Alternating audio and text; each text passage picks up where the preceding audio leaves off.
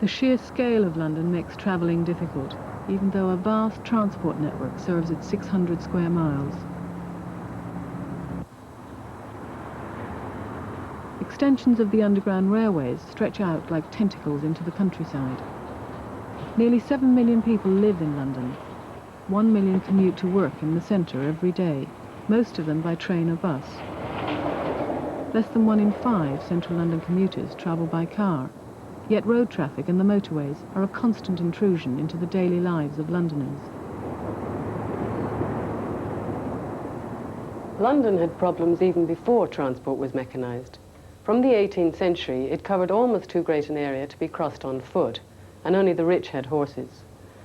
There seemed to be room for any number of new ideas and inventions in transport, but in practice, the scope for successful experiment was limited. Until the end of the 19th century, there was no authority capable of encouraging or regulating the use of innovation.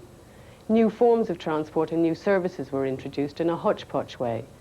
They didn't have to fit into an overall plan for the city. There wasn't one. The piecemeal transport network that resulted is the basis of the system Londoners use today. In Victorian London, the railway companies built stations on what was then the edge of the city.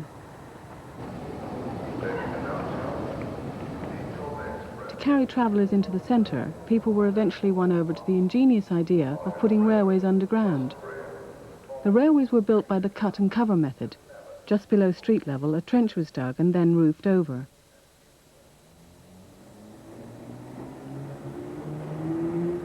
The world's first underground railway ran from Farringdon to Paddington, now part of today's Circle Line.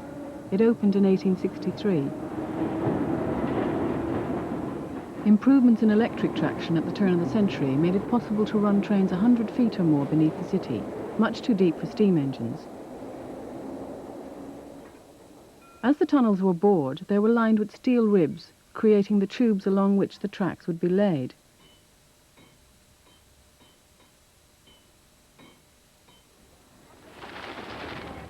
The underground railways were built by competing companies, just like the overground railways. Differences in the liveries were obviously less important for trains that were hidden in tunnels away from public view, so each company concentrated on making its station stand out by distinctive design. Several of the underground companies eventually amalgamated in 1902 to form the Underground Electric Railways Company of London. Road transport was little faster than walking pace. Apart from two large firms, Thomas Tilling and Pickford's, most freight firms were small, running a handful of vehicles.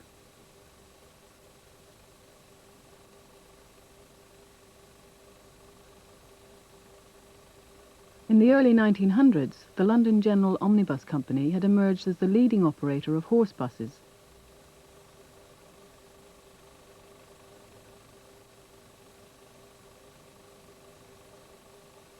In less than 20 years, horses were replaced. By then, the electric trams run by London County Council already played an important part in the city's transport. Motor buses, like horse buses, were privately owned. A period of chaotic competition was brought to an end by the 1924 London Traffic Act. This favoured large operators like the General Omnibus Company, which was by then part of a transport empire brought together by Lord Ashfield. The next step forward was public control. When the Labour government of 1929 was formed, the Prime Minister invited me to become the Minister of Transport, which included electricity. And I readily accepted, and it was one of the most interesting jobs of my life. And during the time that I was there, I was able to reconcile Lord Ashfield's wish to get a big concern and diminish, at any rate, very substantially the competition which was holding things up, with my own view that if you did that, then if the undertaking was to have the most freedom that you could give it, you would have to have it as a public concern. And therefore it was established as a public corporation. In 1933, London Transport took over as its headquarters the newly built offices of the Underground Railways at 55 Broadway. From here it controlled the trams, trolleybuses, buses and the tubes. It was the biggest local transport undertaking in the world.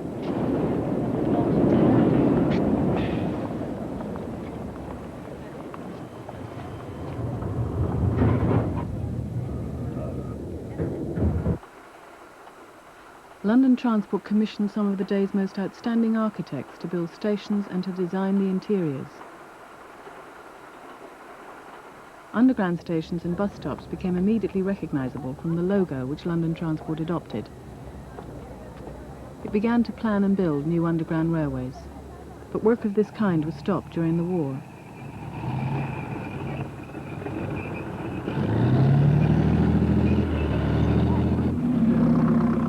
Public transport had its share of the difficulties. Petrol was rationed and staff were in short supply. Buses were requisitioned to evacuate thousands of children.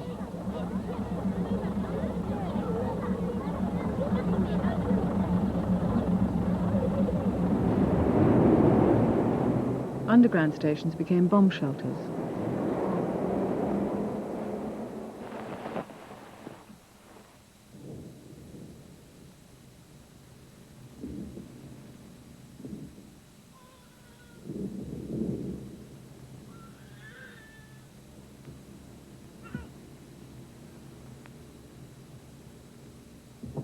After the war, the tubes and buses were packed, but the prospects for expansion were less certain than they had been. In 1948, more people were carried on London Transport than in any year before or since. Well, then in the 1950s, the problems began to mount. Cars began to come off the production lines in ever-increasing numbers. Petrol was derationed, became available again easily.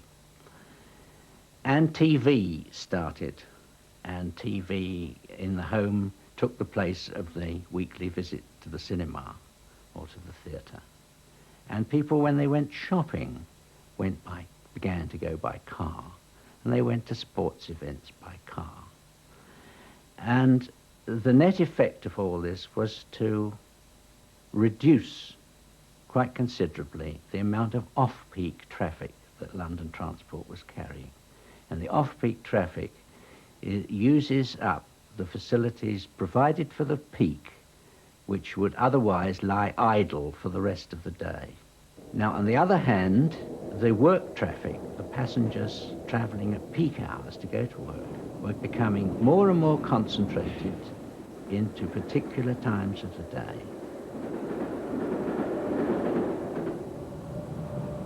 One of the effects from the greater use of cars was that they were congesting central area roads. People were using their cars to go to work in the central area, and the buses were suffering, and the buses started getting very regular services and what we called losing mileage. That is to say, they had to be turned back short of their real destination. In the 1950s, with Britain experiencing full employment, London Transport found it increasingly difficult to attract staff because of the unsocial hours and low wages.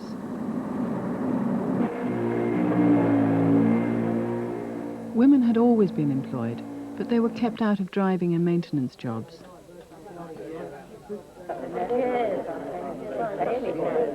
London Transport was one of the first employers to attempt to solve its staffing problems by recruiting labour from the West Indies. But at the root of London Transport's problems was that its income wasn't keeping pace with its needs. The system stagnated and failed to keep up with the growth of London. Before the war, the built-up area had expanded considerably, and so had the transport system. Although no new lines were built, the existing ones were extended up to and even beyond the nearest developments. For 15 years after the war, London continued to grow, but apart from the extensions to the central and northern lines, which were begun in the 1930s, no major works were undertaken. The new suburbs and satellite towns were served by London Transport buses.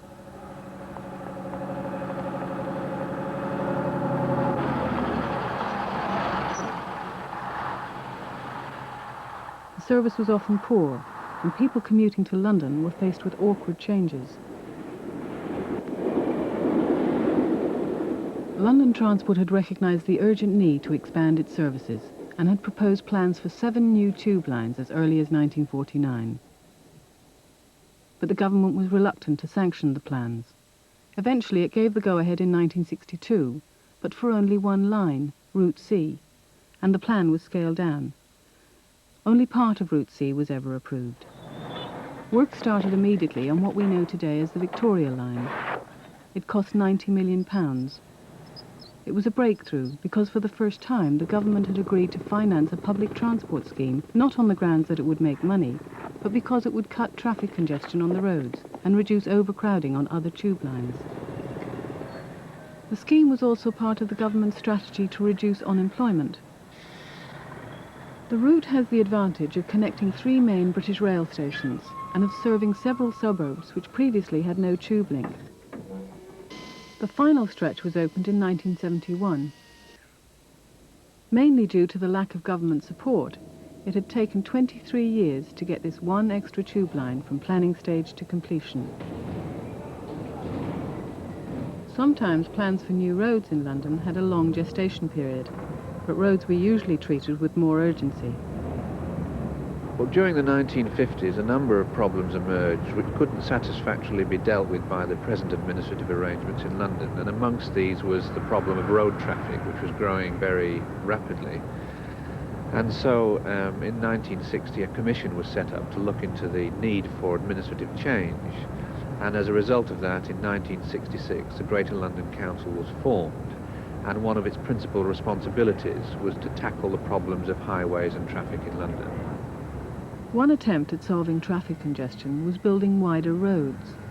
The London County Council had a £1.25 million plan for building 3/4 of a mile of road on the eastern side of Hyde Park. The Hyde Park Boulevard scheme, as it was called, linked Marble Arch in the north with Hyde Park Corner in the south. Park Lane became an 8-lane urban freeway, connecting 2 bottlenecks.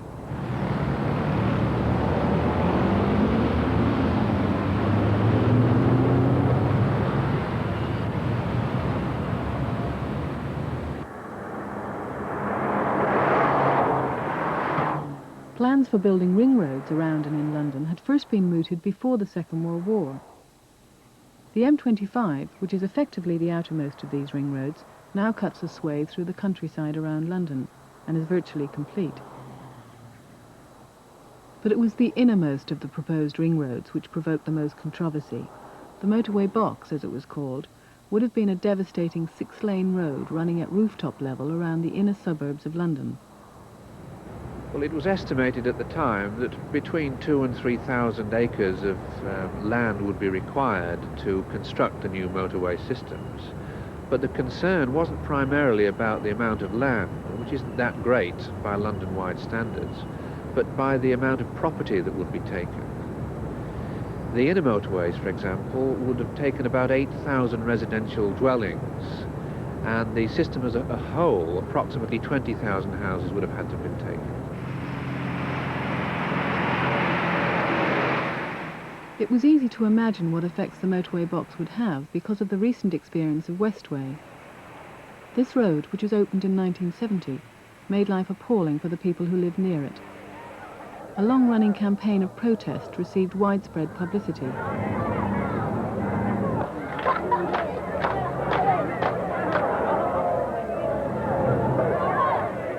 The motorway box was to run through a number of London's more attractive and wealthy areas. On just one curve of the ring road, it would have formed a junction with the busy Finchley Road, and would then have cut right through the quiet streets of Belsize Park. The residents of places like this were quick to organise into effective pressure groups. Throughout the 1960s, opposition to the motorway plans mounted. A group called Homes Before Roads contested the 1969 council elections and polled well in the threatened areas. Influenced by the protest, the London Labour Group adopted an anti-motorway stance.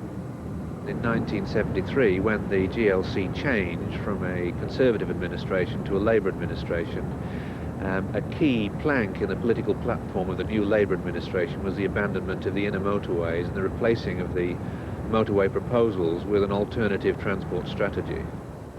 But the Labour Group hadn't really worked out the details, and anyway it had to contend with unsympathetic national governments. The council wanted to improve public transport and held down the fares for 2 years, but in 1975 it gave in to pressure from the government and raised fares. The result was a loss in passengers, and this led to further fare rises and to cuts in services.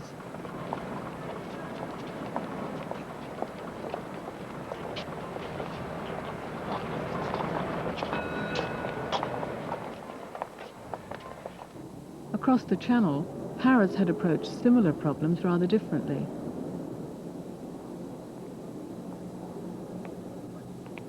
In the 1950s, the public transport system was old, very run down and close to breaking point. Most of the buses had been built before the war, and like those in London, were beginning to get caught up in increasing traffic congestion. The metro suffered from overcrowding, and many of the trains dated from the construction of the metro itself at the turn of the century. More and more people were using cars, but there was no room for the increased traffic. Paris tried to solve its traffic problems by building new motorways. In 1965, Georges Pompidou, the French president, launched a plan for rebuilding the centre of Paris around a massive new motorway system. He said Paris must be adapted to the automobile. At the same time, there was confusion on the role of public transport in this motorway city. Money was being invested in new rail links, but simultaneously the subsidy to public transport was being cut. The fare increases were desperately unpopular, and a coalition of staff and passengers took to the streets, forcing the government to abandon its policy and maintain the cheap fares. After Pompidou's death in 1974, the French government decided to put more emphasis on public transport and extended the new system of high-speed underground lines, the RER. It also began restoring the old metro. It introduced new trains, modernized stations, and extended some of the lines. New buses replaced the old open-back vehicles. All forms of transport were integrated. A travel pass, the orange card, enabled people to change between metro, bus or train, with stations and bus stops sited conveniently. By 1976, Pompidou's motorway plans had been dropped.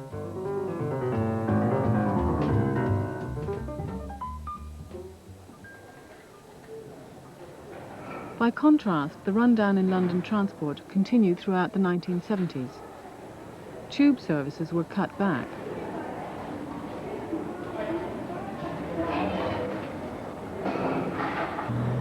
Traffic conditions got worse. Public transport passengers just had to wait.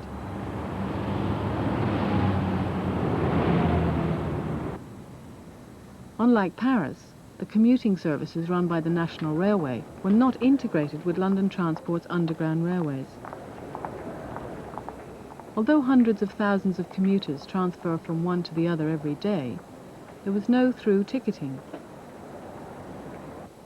The tide seemed to be turning in 1981 when a newly elected GLC launched its plan to improve public transport. The first step was a 33% fares cut. Not only did we want to reduce London transport fares, but we also wanted to reduce British Rail fares in line with that, and then have a completely integrated system with something like the orange card that was used in Paris. And we went and saw the Secretary of State for Transport after we discussed the system with British Rail, and they'd agreed to do it. And he made it quite clear to us that if we gave British Rail the sort of £20 million or so that they'd need to cut their fares in line with our fare cut, he would claw back £20 million worth of government grant to prevent them doing it. So the money was on the table from the moment we won the election for British Rail to cut their fares as well and have a common ticketing system. But it was completely stopped by government at every stage. The Greater London Council became involved in a series of court battles over its cheap fares policy. Bromley Council took it to court, and the House of Lords ruled that the cheap fares were illegal. The Greater London Council was forced to double its fares.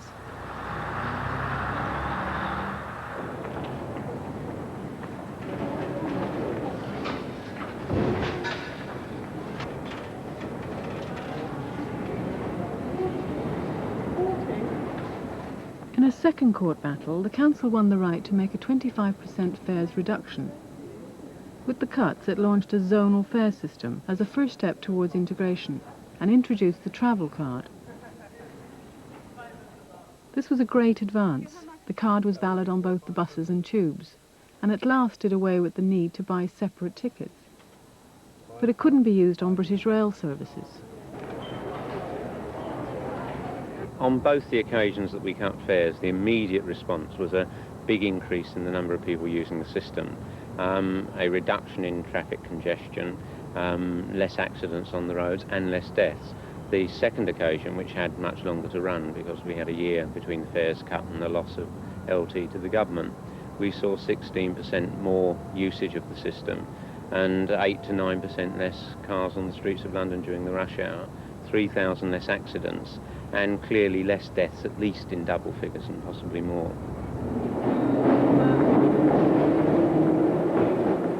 While London Transport was under GLC control, fares were cut and services increased. Many of the central stations were upgraded with improvements in service information and newly decorated interiors.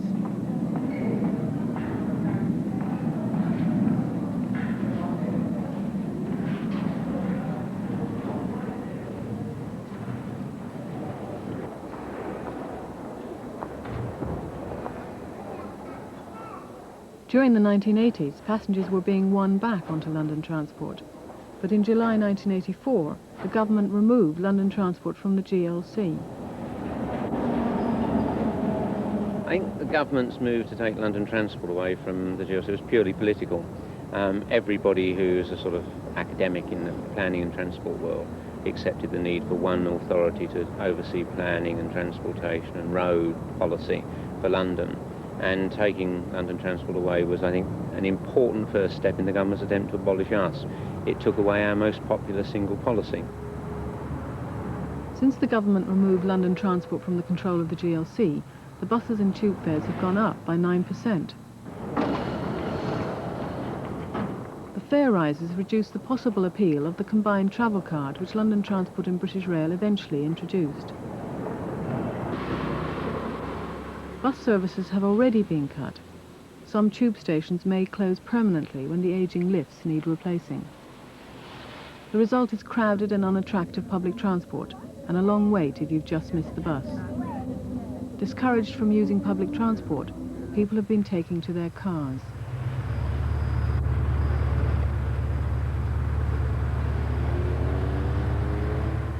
I think what's important is, having shown that for the first time since the 1950s you could increase the use of the public transport system, you could end that spiral of decline and start to get a spiral of growth. That even if there is a sort of temporary setback with the government that doesn't share that perspective, having so clearly demonstrated the policies could work and you could shift people back onto public transport in a large urban environment, then eventually another government of a different colour is going to go back to that policy. So we may have lost a battle, but we won the war because we actually demonstrated it could be done, and we won the hearts and minds of Londoners to that policy. And more important perhaps, because of that, we won the commitment of a large proportion of the Labour Party, which had never been terribly concerned before about public transport in Parliament, and now the party is firmly committed to public transport in a way it hasn't been for nearly half a century.